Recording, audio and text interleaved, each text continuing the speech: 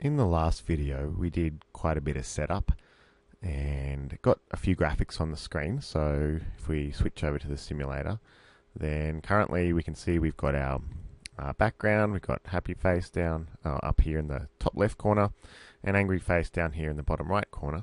So let's get some interaction happening now.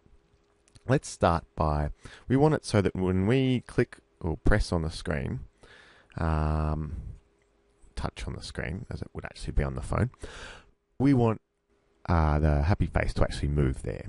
So let's get started. Now, the first thing we need to respond to is pressing on the screen. So what we're going to do is come down a bit, make some room, and see, I'll just put it there. And what we're going to do is say, well, we're going to say runtime, add event. Just be careful, it's not a dot, use a colon there, the one dot with the other dot above it. Add event listener, and as usual, everything's case sensitive, so just be careful. You've got a capital E, capital L. Add event listener, and what we want to do here is put in some open close round brackets. Now we need to say here what type of event. Now we want to do a touch event, so and then I'll just type this out and then say what's going on. Okay, touch screen. Okay, so here we're saying what this bit does is basically we're going to create an event listener, so some sort of event listener. Runtime means, you can read that for now, is basically attach it to the, like any time anyone presses on the screen. If we were to put the name of, say, angry or happy here, then this touch event would only respond to when you actually touch that graphic. If you put runtime, we're going to be listening for a touch anywhere on the screen. Okay, the type of event, and you'll see we'll use another type of event soon, but the type of event here is a touch. So this part, all up to here, these are all keywords, and if you want to respond to a touch event, you basically have to type it like this. You have to say, well, you don't have to put runtime there. It's always going to be add event listener, and then touch is going to be the touch event. Here, touch screen. So what's touch screen? What we're going to do is we want to create it so that when there's any time someone touches anywhere on the screen, and again that's what runtime is, and again we could put the name of a graphic there, and then it would respond to touches only on that graphic, but runtime means the whole screen, or you can think of it as that for now. When that's touched, we want to do something, and we're going to create what's called a function, or a function is just a group of instructions, nothing too tricky, to respond to the touch. So let's do that. I'm just going to move this up a bit so we got some room, and above here I'm going to type function. You'll see that's a keyword, it goes blue, and I'm going to say touch screen, which is the same name here. In fact, it's a great idea to copy that and paste it in just so you don't get a typo. And then we're going to say end. Now, what does a function mean? As I mentioned just briefly before, a function is just a group of instructions. So the setup here is anytime the event of a touch occurring on the screen, we want to run a group of instructions called touch screen. Now you could change this name to anything you want. Personally, I think touch screen is an appropriate name for a function that responds to a touch on the screen. Okay. One other thing we need here is, which will explain what it does, is in round brackets we're going to type the word event there. Okay, so let's just test this out. Now in here, I'm just going to tab in, I'm going to type the word print, which is another keyword, and in open close round brackets I'm going to type the word touch. In fact, let's change that so we can type whatever. I'm going to say hello. Okay, so let's run this. So I'm going to go over to the simulator and Control R to restart it. Okay, now I clicked on the screen 3 times. So let's go over to the output window, and you'll see, here we go, it's responding to, well, we've got 6 hellos. Now, why do we have 6? Actually, there's 7 there, but if we only press the screen 3 times, why are we getting so many? Why is it printing hello, twice. And I can tell you now, it's a little bit hard to see because unfortunately in this video I can't put the output screen and the simulator here side by side. But every time we press the screen, it's printing out the word hello twice. Now, why is it doing it twice if we're only pressing the screen once? Well, the reason is a touch is broken up into three phases actually, which is really useful. So we've got when you first touch on the screen, that's one phase of the touch, and then you can actually move. That would be the moved phase, and then you've got the ended phase is when you let go of the touch. Now, that's really handy because in more complicated games, you might want something to happen when the person first touches a screen. You might want something to happen when they move, for instance, dragging an object, and you might want something else to happen when you let go of the screen. So you've got those three distinct phases, and we can respond to all of them differently. So to do that, well, the way we're going to do it here is, let's say, if, now we're going to use this word here, so if event dot phase equals began, actually I'm going to do it like that, equals began in double quotes, then, now if you haven't seen if before and this double equals and a then, don't worry, we'll get to that in just a moment. I'm going to say end.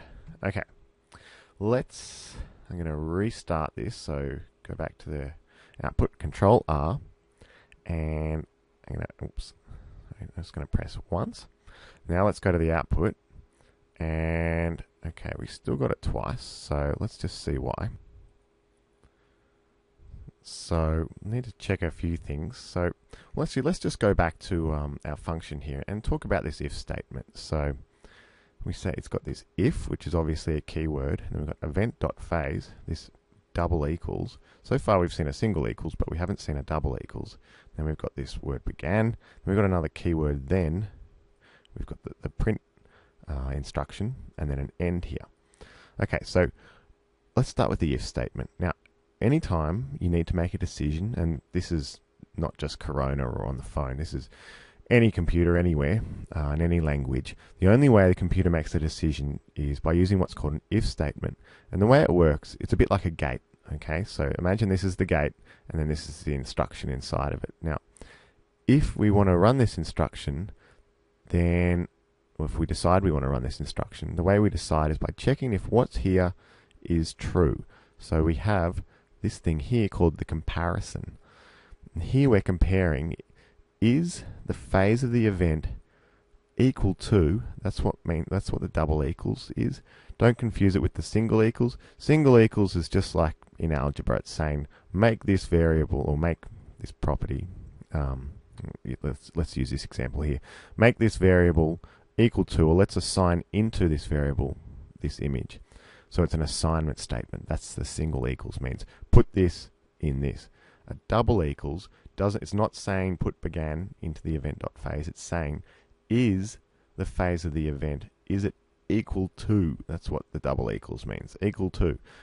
Is it true? Remember, see an if statement, think true, false. It's always going to be true or false.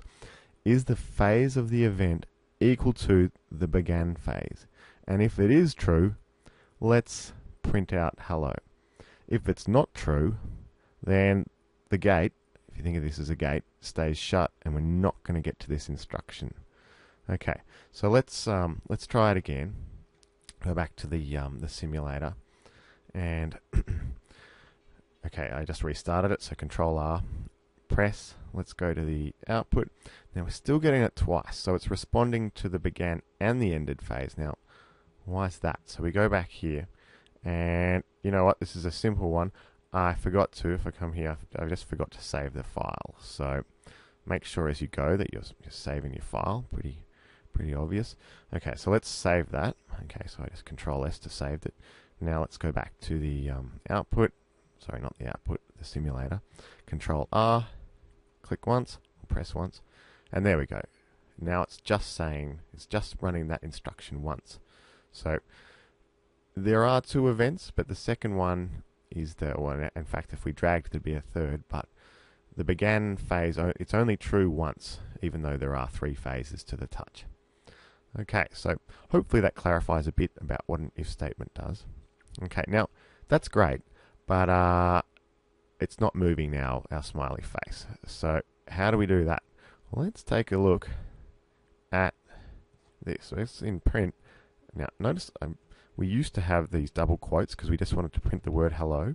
Here, we're going to print something else, and I'm not putting this in I'm not putting it in quotations because we're going to put event.x. Now, what does that mean? Well, let's just save it. Go to the simulator. Control R to restart. Now I'm gonna press once in the screen at about halfway. Okay, and then go to the output window, and you'll see now it's printed this number 476. Okay, let's go back to the simulator. I'm pressing over here on the left hand side. Now it's printed 62, and over on the right hand side, press once, and now it's got 902. So what in fact this is doing, event.x, is it's really handy. It's just saying, it's giving us the x coordinate of where we've pressed on the screen. And similarly, if we change that to y, we'll and I press up the top here, it'll now say, actually I've got to save that. Oh, not that. Control S, and let's go back. Control R to restart. Now I'm pressing up the top. And then we get 56, and then press down the bottom, and we get 5. So same sort of thing. So that's really handy. By saying event.x or .y, we can actually get the coordinates of wherever the user is pressed on the screen. And we're going to use that information to move our character. So here, I'm going to type transition.to, and again, I'll just sort of type this out and then explain what's happening. Then we want to transition or move. Just think of transition as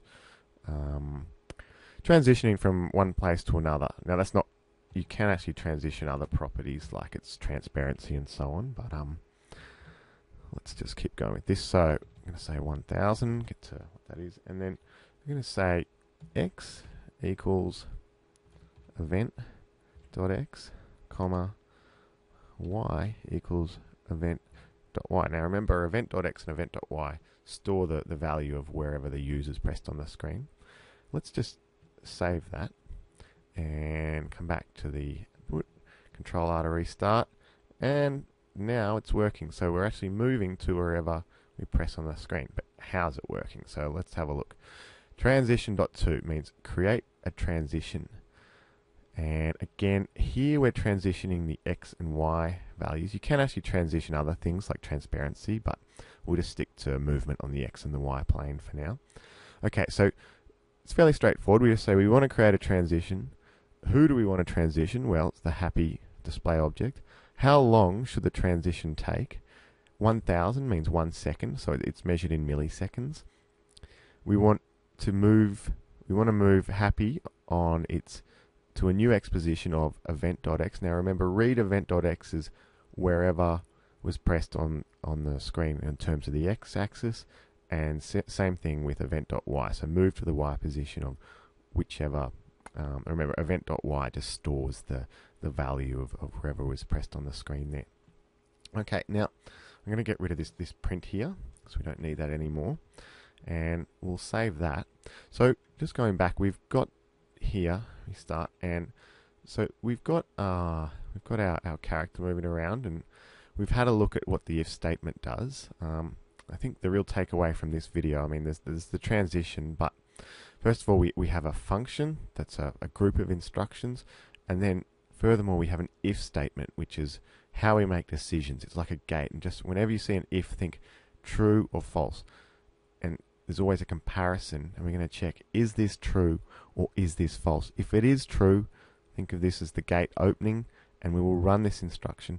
If this is not true, then we won't ever get to this instruction here. Here again, we're just checking is it the first phase or when the touch first begins. To be honest, we could change it to end it. It wouldn't make any difference. Just to show you, so restart it. It would just respond to the end. I mean, if I click and hold, it's only when I let go there that it'll move rather than right at the start. So it doesn't really make a huge difference though. So we'll leave it there, and in the next video we'll look at moving the angry face.